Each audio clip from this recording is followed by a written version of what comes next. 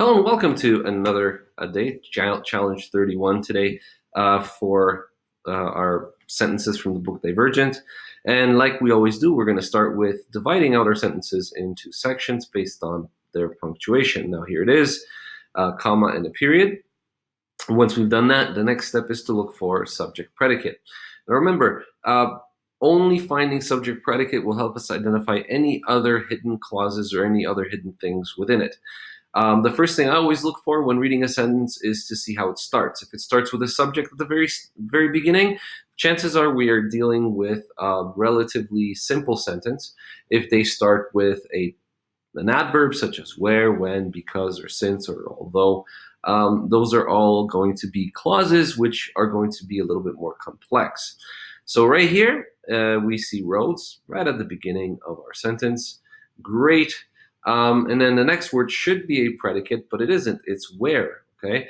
So this where, followed by another subject and predicate, is what we call a relative clause. Now, what is a relative clause? If you haven't seen any of the previous videos where we had a relative clause, a relative clause is simply a relative pronoun, in this case, this one here, that is attached to a noun before it, describing that noun. So the roads where I live relates to the subject roads, okay? And it's simply taken as a block or a chunk that's inserted into the sentence.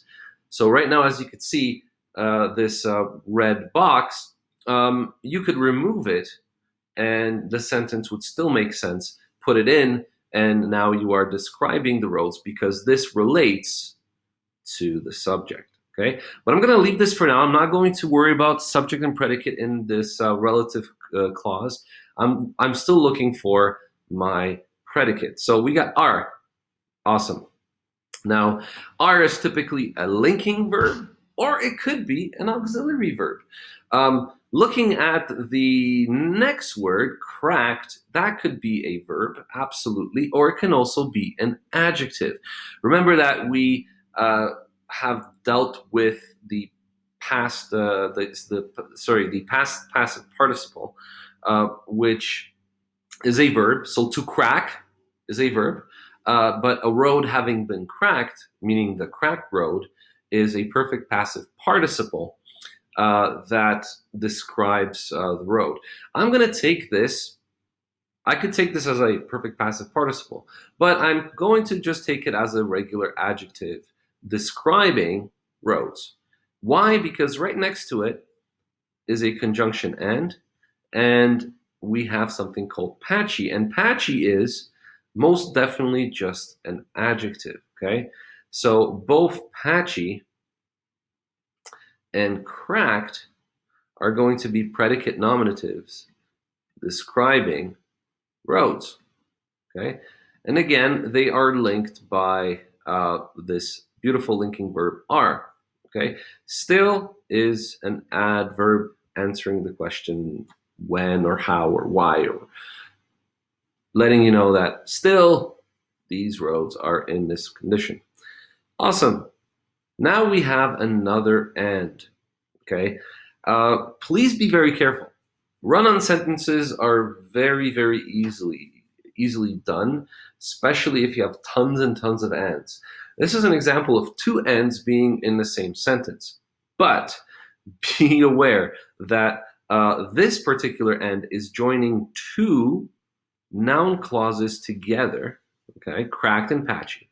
The next and is introducing a whole new clause or a whole new sentence. How do I know? Two things. One, we've got the comma, the dreaded Oxford comma, and it's here because our sentence starts with a subject, it, okay? If there was no subject, then that comma would be gone. So here's my conjunction and it is predicate. Now, what is it? Okay, safe. Now, safe in going to describe it, right? So we got another predicate nominative with not being an adverb. I think we already covered the not and the yes and the no, all adverbs, okay? So it is not safe. All right. Now we have to drive, which could be taken as an infinitive, and you'd be correct. But remember, we talked about purpose and result clauses, etc. So it is not safe. The immediate question you get in your mind is not safe for what, or not safe to do what. This is known as a purpose. What is the purpose of this not being safe, or what is the result of this not being safe? So we got a clause. So it is not safe for the purpose of driving on them. English simply substitutes this, as we've covered before, with an infinitive, to drive, and we have a preposition on and the object of the preposition them. We don't take them here as a direct object. Why? Because in this case, driving a car is different, because driving obviously indicates an action that you're doing on a specific object, but you cannot drive roads. Okay? This is one of those, again, irregular verbs that have two different meanings. One that can take a direct object, which is driving a car, driving a bike, right? Or driving a truck or a bus, versus where you drive the bus on. Notice that in the second instance, the drive is now an action or verb of motion and does not take a direct object. Therefore, we have the preposition on.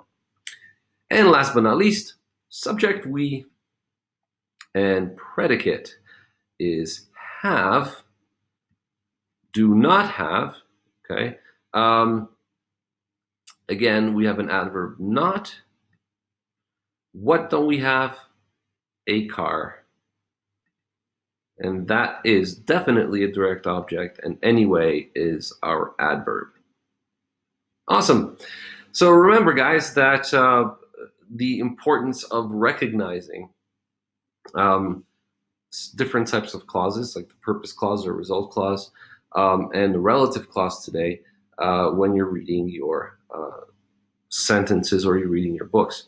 In this case, what we thought was going to be a very simple sentence was made a little bit more difficult by inserting two separate types of clauses within the sentence itself. At the end of the day, if I removed where I live and I removed to drive on them, you would have a very simple sentence of the roads are still cracked and patchy, it is not safe. Okay? The rest are just ideas that are added onto these simple sentences that make them complex.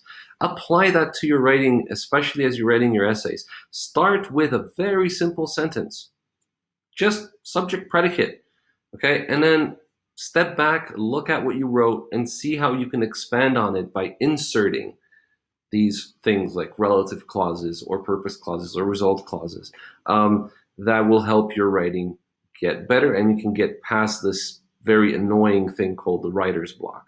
Okay. Last but not least, before we go, we have the verb tenses.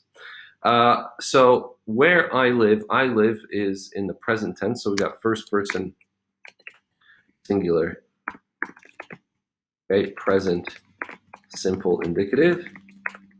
And then we have are. What is? The roads are, which is third person plural, and it's also present simple indicative.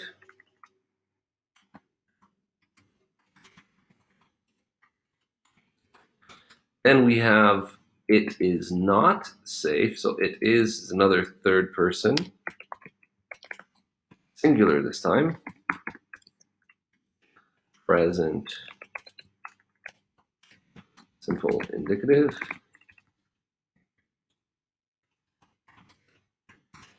And then we have we don't have a car anyway is first person plural,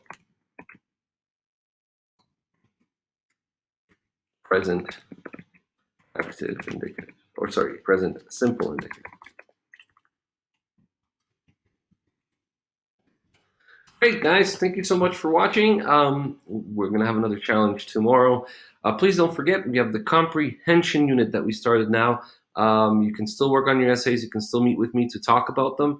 Thank you to some of you who have come on Google Meet and discussed your papers with me. And please keep in mind that the comprehension is due next Tuesday, and then we will organize a meeting next Friday to kind of just sit down and talk about the stories we covered in the comprehension unit so far. Anyways, take care, guys. Thank you so much for watching. Have a great day. See you tomorrow.